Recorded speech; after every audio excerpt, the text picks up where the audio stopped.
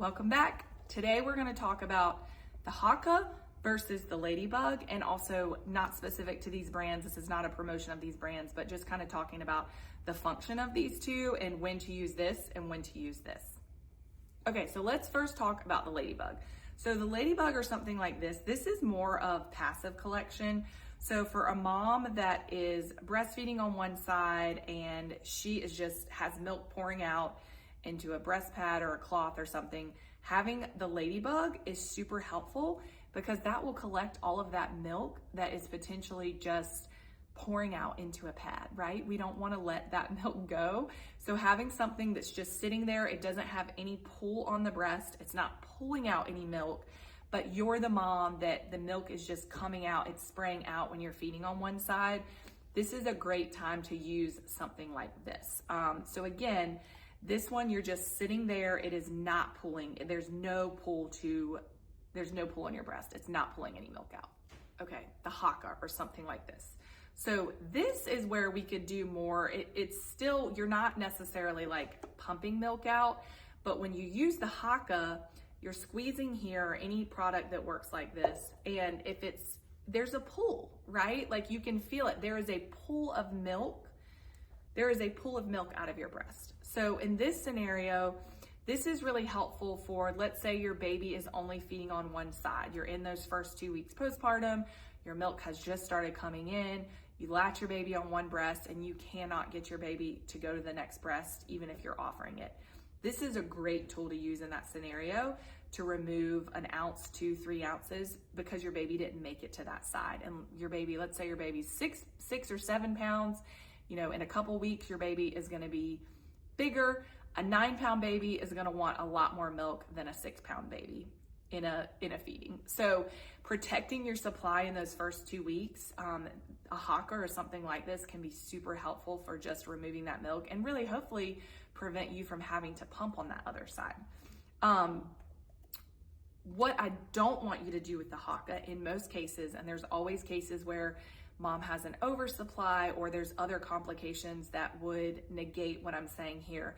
But for most moms in most situations in those first 4 to 6 weeks postpartum, I want you to give your baby access to your breast first before you use the Hakaa. Why? I'm going to tell you. So the Hakaa, if it is sucking out milk that with that pull and your baby hasn't been to the breast yet, what it's doing is it's removing the milk, the easy milk, the on-tap milk. So let's say that you latch your baby on one breast and they take a full feeding and they come off and they're hungry and they want to go to the next side. And maybe you're in that newborn period or even the first 6 weeks and your baby is kind of a sleepy feeder. You know, maybe they're fatigued after the first breast, but they still need a little bit more volume and you go to latch them on the other side and they're getting more of that on-demand milk. Yes, they're still getting milk as they are feeding, but there are a lot of scenarios where the transfer volume, the total transfer volume from both breasts would be less that the baby would get if you have used something like this, and that in return can affect sleep. So I'm trying to keep this video short. I don't want to go into too much about the sleep feeding connection here. But what I want you to know is that in most situations, you want to give your baby access to both breasts first before you use something like the Hakaa.